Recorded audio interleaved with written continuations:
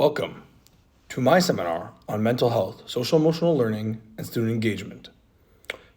Questions on the table today. Do schools have a responsibility to teach social and emotional learning?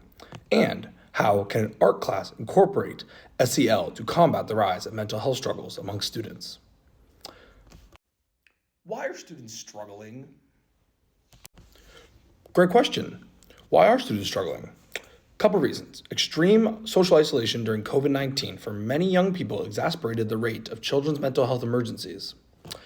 Overexposure to social media, 3 or more hours a day, as studies show, also has been associated with poor mental health outcomes in young people, including experiencing symptoms of anxiety and depression.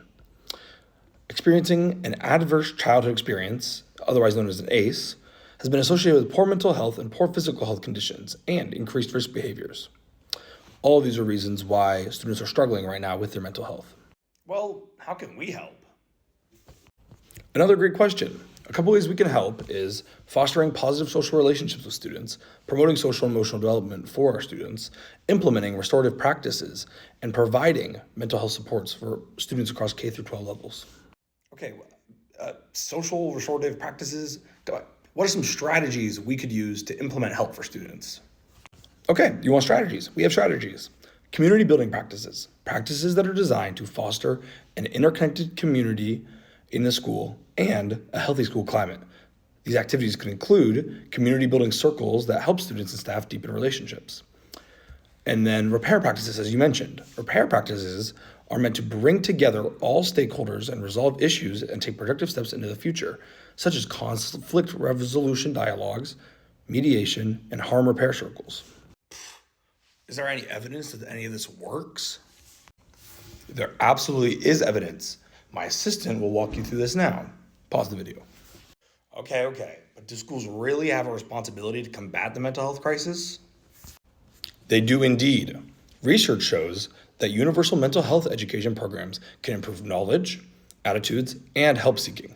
New York passed the first legislation requiring this education for K through 12 students in 2016. According to a recent policy scan, more than half of the US now has similar policies by statute, regulation, legislation, or learning standards.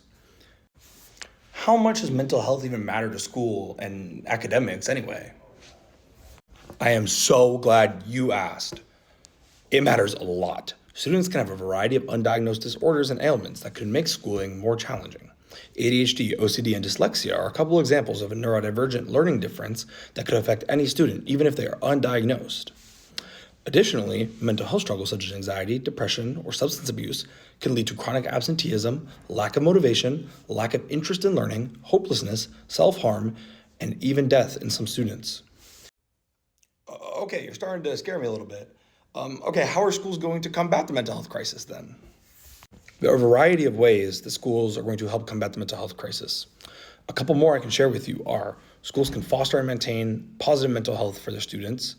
This can be done through recognizing common mental health disorders and treatments, seeking help for yourself and others as a student, and as a teacher and educator, helping your students seek help, maybe if they don't understand exactly what's going on or exactly what is troubling them. And then one of the biggest things we can do as educators is reduce the stigma around mental health, reduce the stigma around stuff like ADHD, OCD, dyslexia, reduce the stigma around struggling with something like anxiety, depression, or substance abuse. These issues, when they are stigmatized, lead to students not speaking up, not telling educators, parents, a trusted adult when they're struggling. And that leads to students harming themselves, or far worse. Okay, wait, I agree on all that, but you mentioned art at the beginning. What does art have to do with mental health? Art and art classrooms have the great capacity within schools to help students with their mental health. This can be done through a variety of ways and a variety of subjects. Traditional art, dance, movement, music, drama, and many others allow for symbolic representation of a student's mental health and emotions. These subjects invite flexibility. They provide structure for students to express their emotions. They can encourage that self-expression through providing a safe space for students to feel accepted in how they're feeling and exploring those feelings. It can provide some sense of accomplishment for students as learning an instrument, learning a new dance, learning how to paint or draw, especially if it's something that they're interested in, can help students feel a sense of pride in themselves and in their work and in the academics that all students and all young people are inclined to do. Additionally, it can give a student an artist's choice and autonomy, deciding what you paint, deciding what kind of music you play, maybe painting your parents, right, as a gift to them for Christmas. All of these things give students a choice in their education, which is something that STEM classes are a lot less flexible in due to their rigid and structured nature, and the subjects they have to teach require a lot of foresight, planning, and delivering of information to students. There's not a lot of room for something like choice and autonomy. However, in art classes, there is a significant room to express yourself and to express what you're interested in through your education. Okay, wait a minute. I have a daughter with anxiety. Won't putting children with anxiety under the pressure of making art hurt them more than helping them? That is a very valid concern, and I would like to share a quote with you.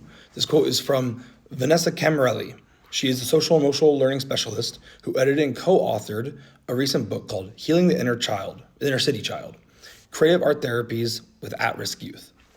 The quote reads, "Arts media are used in a therapeutic setting to address significant social, emotional, and behavioral issues that may be preventing children from reaching their fullest academic potentials. The emphasis is more on the art-making process rather than the artistic product, which is the case in arts instruction."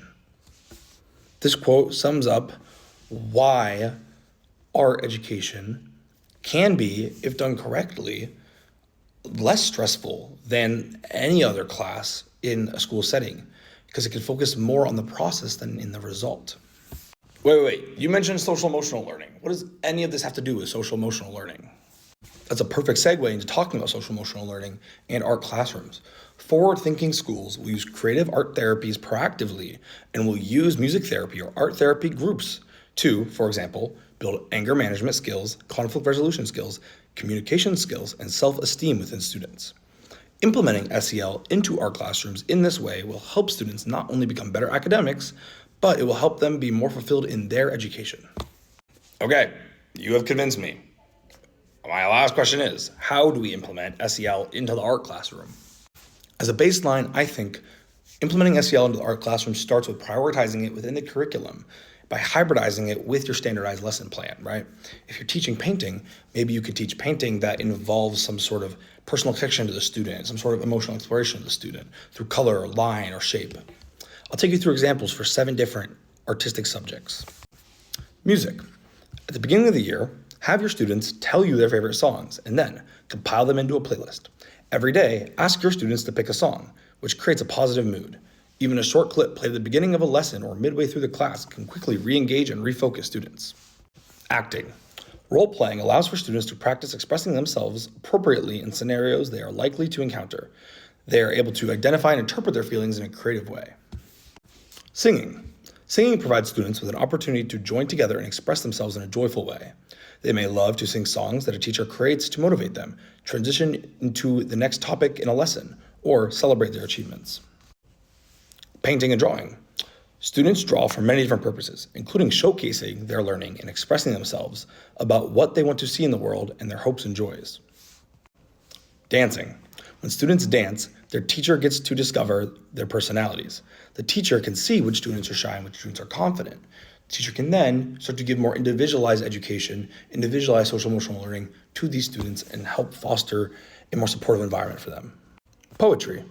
Having students engage with poems is a great way to promote reading, learning, memorization, and interpretation of languages. Poems teach students also how to comprehend why and how people express themselves, which can help them in turn express themselves more competently. Finally, storytelling. Engaging students in activities like show and tell allows them to express something about them and their culture at home. It gives students a platform to exercise their voice, explaining something they're passionate about.